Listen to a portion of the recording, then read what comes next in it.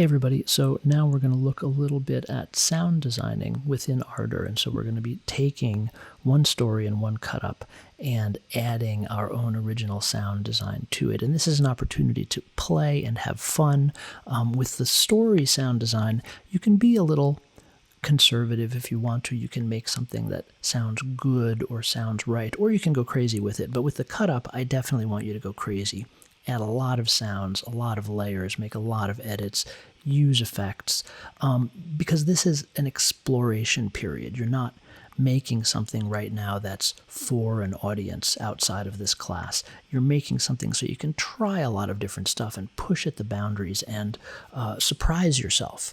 A big part of working in sound is finding the things that you didn't know you could do and the possibilities that are new and fresh and exciting to you. And this is a safe space to explore that. You can really not worry about what your producer is going to think about the work.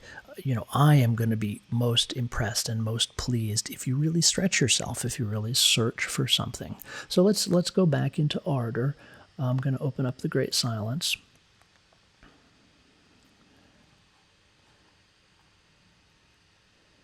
Which was that very first story I recorded.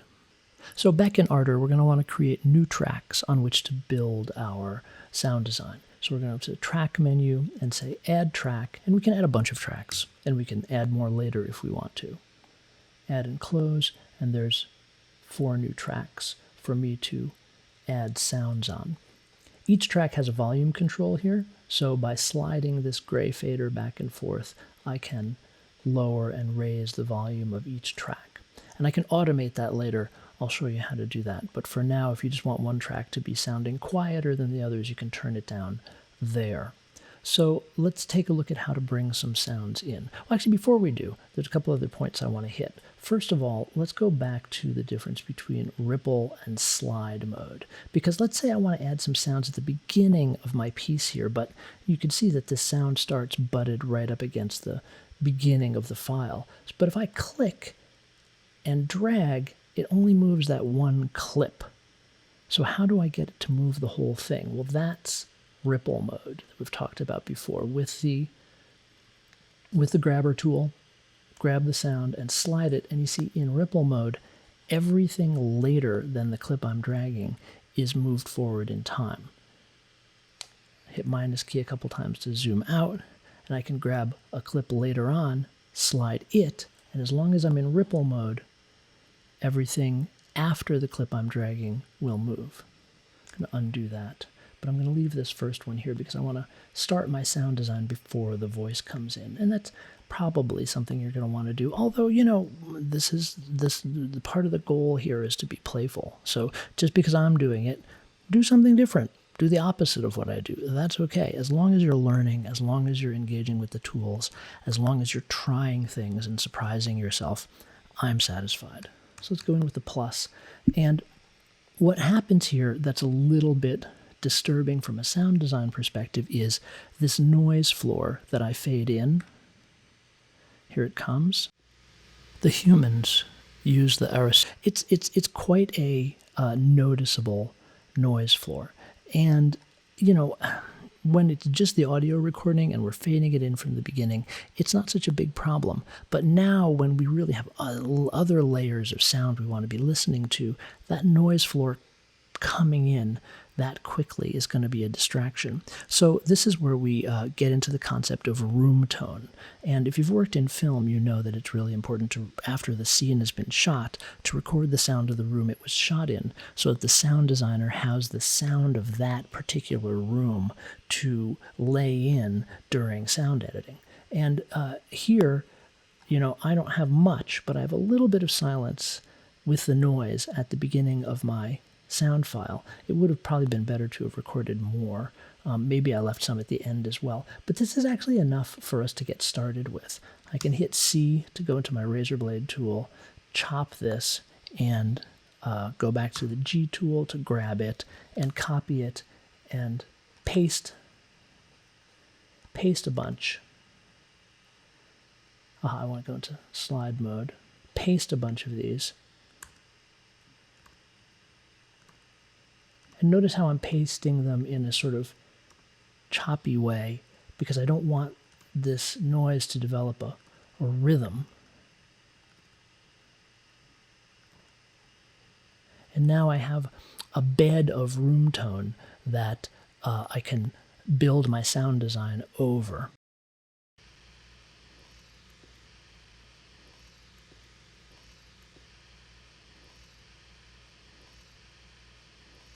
And you can hear probably that it's got little sub sounds in it. This is why you want to record ideally a longer room tone so that you don't get the rhythmic artifacts of looping a small section of room tone. Although you can actually use that to creative effect. But also I don't want it to be that loud. So let's take a look at some ways to automate volume transitions. The first way to change volume, and probably one that you're going to use a lot, is just to go up here to the pencil tool, the draw mode, and this allows you to click and turn down the volume of any individual clip.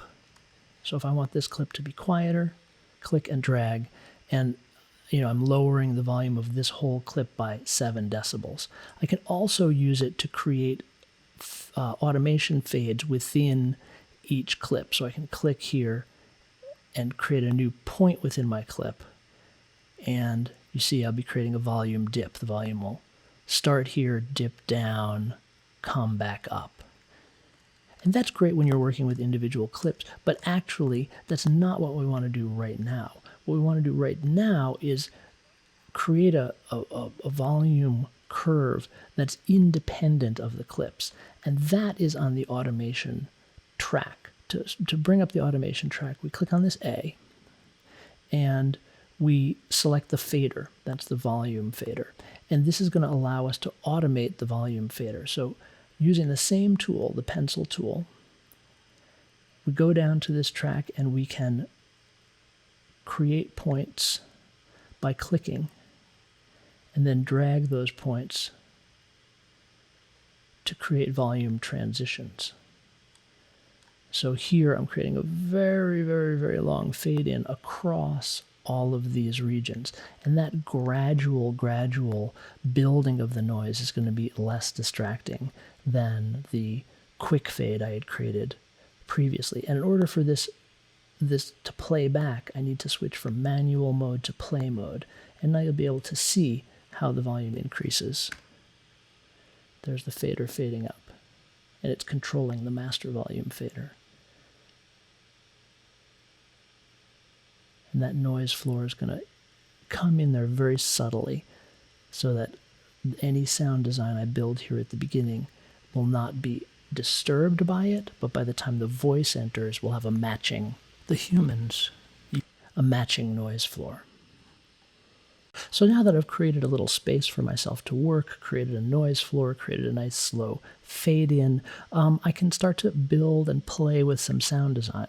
So like you, I have a library of sounds downloaded from freesound.org. And, maybe, when you created this library, you didn't know what you were creating it for. You were sort of creating it for some very loosely imagined sound design. So now that you're working on an actual piece, you may need to go back to Freesound and get some more sounds. That's totally valid. And later on this semester, we're going to be creating our own sounds as well. And you can certainly record sounds if you can't find them as well. So I have a little glitchy transmission sound here that I found. I'll drag it in and it comes onto the track, and switch to my grabber tool, slide it there, and see what that sounds like.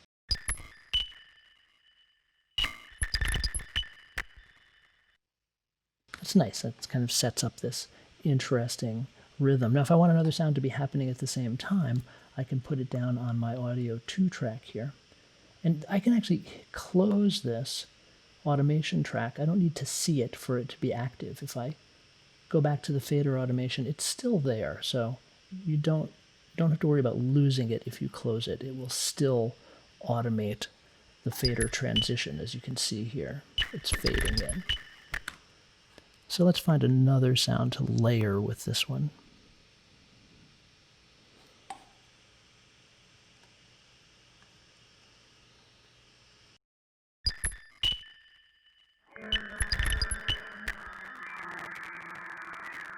That's nice, good alien alien transmission, it's called.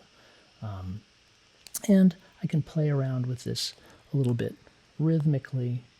I can go to C, my cut tool, make a slice there, and go to G, my grab tool, copy, and paste another version of that.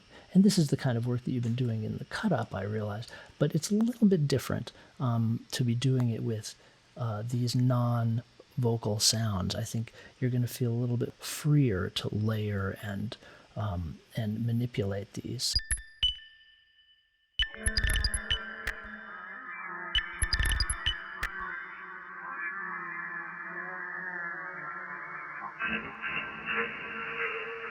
Take this first version again, paste it, and this is developing kind of nicely as like a alien transmissions being received sort of sound space.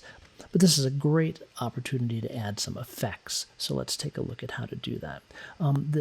There's two modes. There's this editor mode that you've been working in so far. There's also a mixer mode that allows you to control the effects that are applied to each track. And it's a little frustrating that you can't see both at the same time, because when you're here and you're working on the insert effects, which are in this section, right now the only effect in this track is the fader itself, but we can add more effects. And I'll show you how to do that in a second.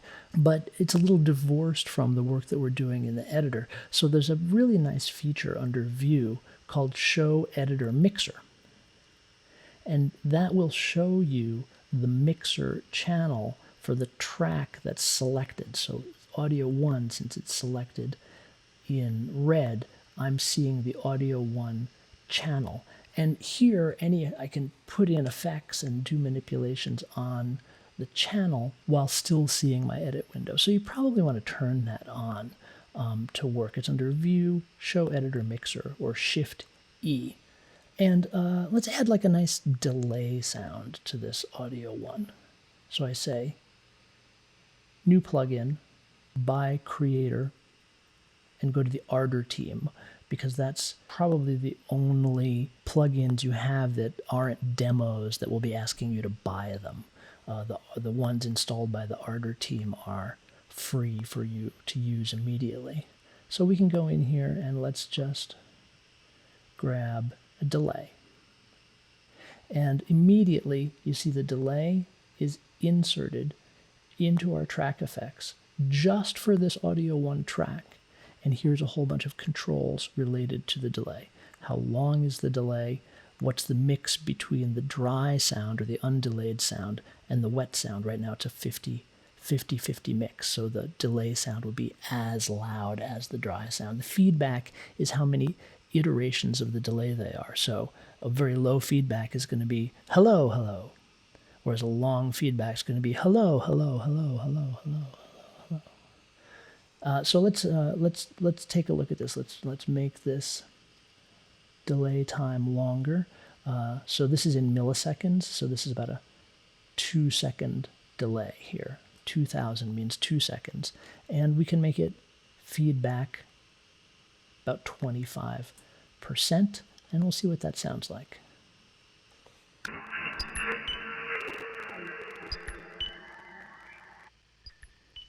And why don't we solo this track, which will mute all the other tracks so we can really hear what's happening.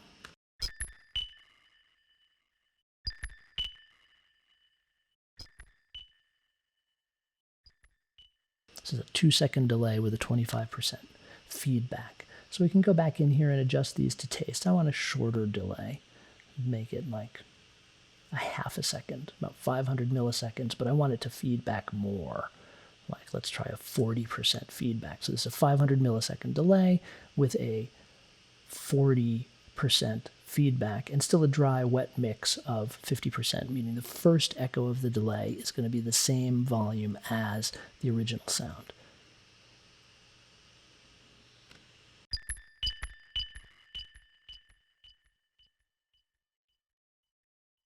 Okay, that's nice. And just keep playing with these parameters until you have what you want. For instance, I want a little bit more of the dry sound. I want a little bit longer delay.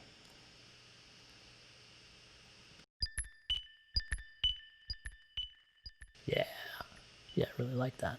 So now I can take this track off solo and listen to how the whole thing works together.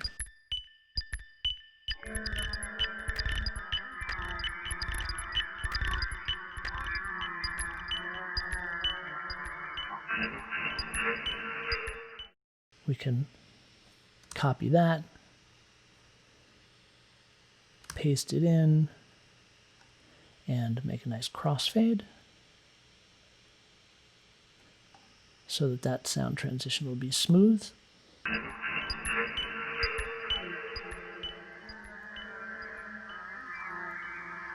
Very nice. Another effect you're going to use quite frequently is a reverb effect, which creates the sense of a room or a chamber. So we'll go here, we'll say new plugin by creator, Ardour team, reverb. And you can see what's happening here. My reverb is going to happen after my delay. And that's what we want. We want to place this sound into a space after we delay it. But you can rearrange the order of these plugin effects.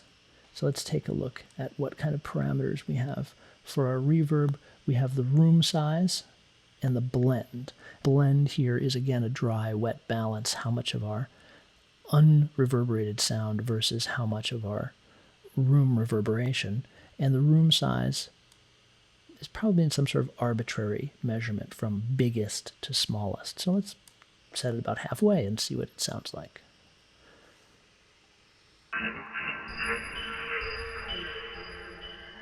And again, there's too much happening to really tell, so I'm going to solo this track.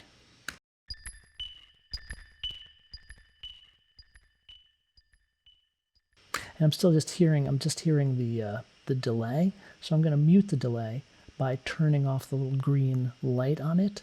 That'll temporarily turn off the delay so I can hear just what the reverb's doing. I hear it, but it's subtle. So let me go back into my settings by double-clicking, and I'm going to turn this blend up.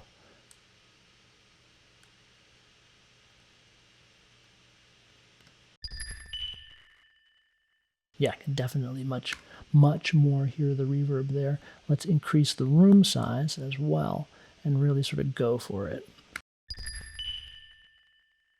Yeah, much bigger room. Let's find out what the extreme of this reverb is. Go all the way up.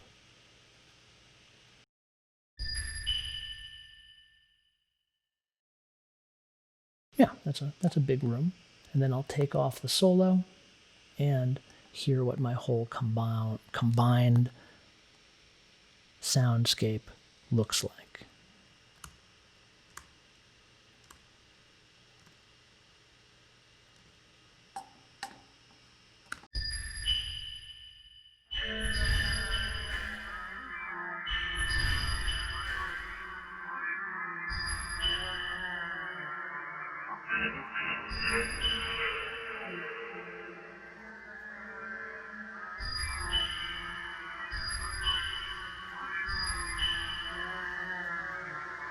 Okay, so now we're getting into something here. If I wanted to fade this lower sound down, I'd go to my automation, show my fader automation, grab my pen tool, put myself in draw mode, and just create a fade out here. 0 dB is no amplification and no attenuation. So 0 dB means your fader is not changing the sound. See, that likes to click in right at 0 dB. There's a little detente there that makes that easy to find. And negative infinity dB, that means the sound is completely silent. And as a rule of thumb, a 6 decibel change will be perceived as a halving or a doubling of the volume of the sound. So if you want something to sound half as loud, you can bring it down. You need to make this track taller for that. Bring it down by 6 dBs right here. That's going to be perceived as half as loud. 12 dBs is going to be 1/4 as loud perceptually. And negative infinity dB is going to be totally silent. So let's see what that sounds like.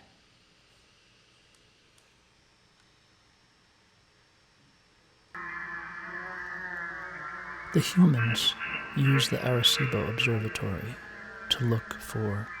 and that didn't work because I forgot to switch this to play mode. Now let's try it again.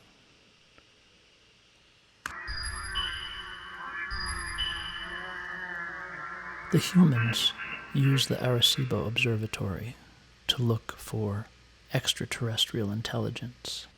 I mean, I find that actually quite abrupt, and I wouldn't actually do this in my own design. I would definitely go back to my grab tool and make at least one more